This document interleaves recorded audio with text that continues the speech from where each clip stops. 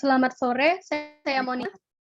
Selamat sore, saya Monica Melania. Di sini saya akan menjelaskan tentang webinar pada pagi hari tadi dengan tema pengenalan dasar perbankan syariah. Saya akan menjelaskan materi pertama dari DR Dr. Haji Bustami SE MSI tentang dasar-dasar perekonomian Islam. Mengapa ekonomi Islam? Yang pertama karena hakikat hidup dan pemenuhan kebutuhan. Kedua, market failure. Ketiga, kesempatan berusaha dan bekerja tidak sama pada setiap individu.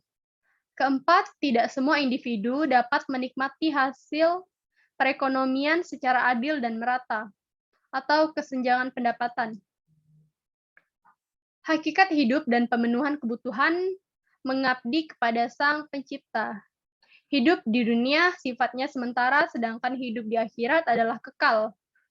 Iman pada hari kiamat, rukun iman kelima, dan kehidupan di akhirat, rukun iman keenam, membuat manusia harus memaksimalkan waktu yang dimiliki dengan bijak, berbuat yang terbaik untuk kehidupan dunia. Dan dengan itu juga ia memiliki potensi yang kokoh untuk kehidupan akhirat. Memenuhi berbagai kebutuhan merupakan upaya bagi setiap insan manusia untuk mempertahankan hidupnya, sembari mengerjakan kebajikan menuju kejayaan dunia dan akhirat. Bekerja dan berusaha merupakan ikhtiar untuk mencari nafkah, berdasarkan norma dan etika Islam.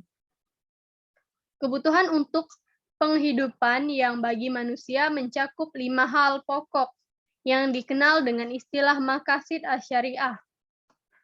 A. Pemeliharaan iman khususnya dan keagamaan dalam arti luas.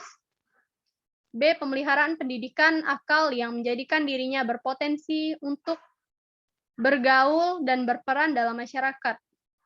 C. Pemeliharaan kehidupan yang meliputi kesehatan, keamanan, diri, serta kemerdekaan untuk menyatakan pendapat. Pemeliharaan rumah tangga dan keturunan yang penuh kasih sayang dan tanggap untuk menjaga kehormatan. E. Pemeliharaan atas kecukupan harta yang meliputi sandang, pangan, papan, dan kekayaan lainnya yang mendukung masyarakat.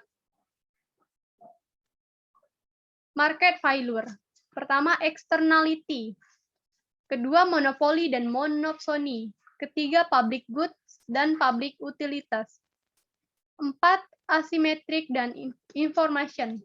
Kelima, transaction cost. Kesempatan berusaha dan bekerja tidak sama pada setiap individu. Satu, latar belakang keluarga dan budaya. Kedua, latar belakang pendidikan dan keterampilan.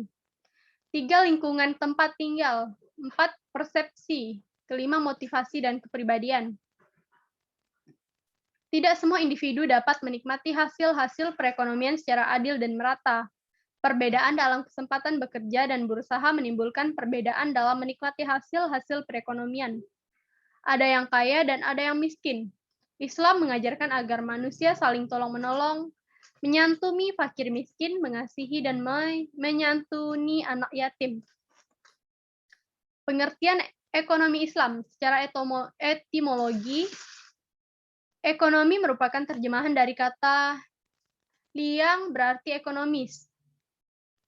Hal ini sebagaimana pendapat Rafiq Yunan al-Misri dalam bukunya yang berjudul Usulul Iqtisad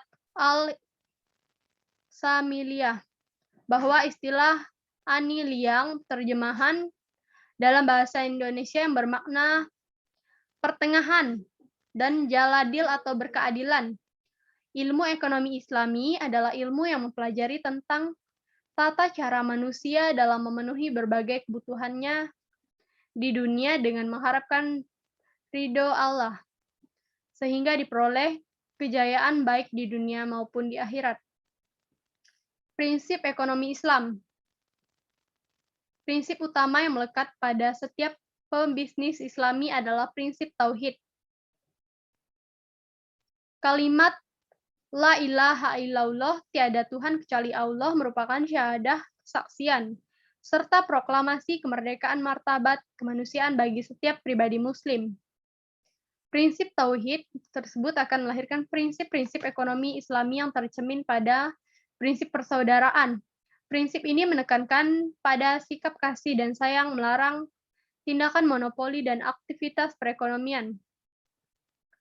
Prinsip mengutamakan kerja dan produktivitas. Prinsip terakomodasikannya kepemilikan orang seorang yang berfungsi sosial dan berpihak pada kepentingan umum, dan prinsip keadilan ekonomi.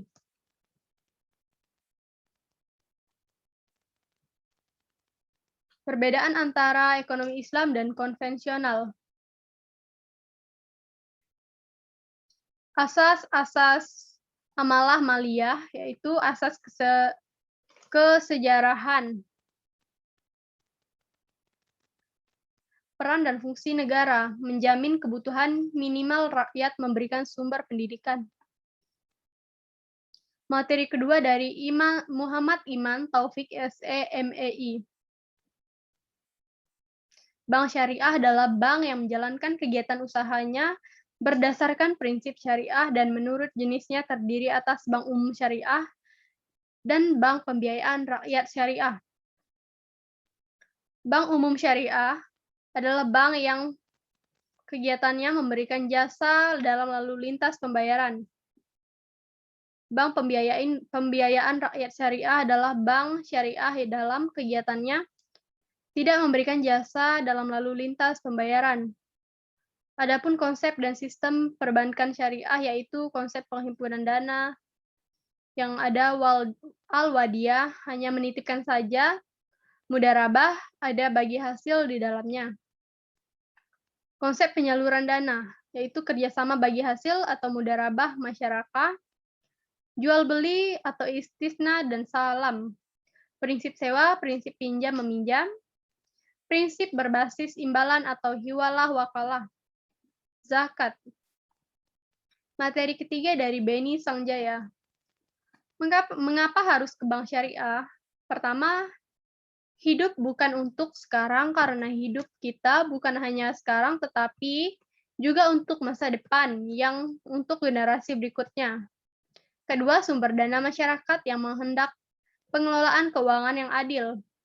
Tiga, investasi proyek usaha halal, tak merusak lingkungan dan menopang kehidupan generasi perindustrian. Keempat, zakat, infak, sedekah, dan dana sosial. 5, hasil optimalisasi zakat. Keenam, fasilitas. Fasilitas perbankan di bank syariah sama lengkap dengan bank umum, yang semua transaksi dan bisnis nasabah dengan bank syariah akan diberi berkah.